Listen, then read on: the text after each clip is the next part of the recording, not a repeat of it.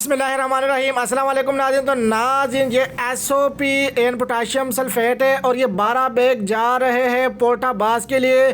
तो ये आप देख सकते हैं, इसकी अगर फार्मूले की बात करें तो इसके अंदर 50% पोटाश है, 18% सल्फ़र है और ये 2 एकड़ का बैग है प्लड में। और अगर इसकी स्प्रे की बात करें तो 1 kg पर एकड़ इसको आप स्प्रे भी कर सकते हो। तो अभी थोड़ी देर में बस आ जाएगी और ये बस पे माल जाएगा पोर्टाबास के लिए।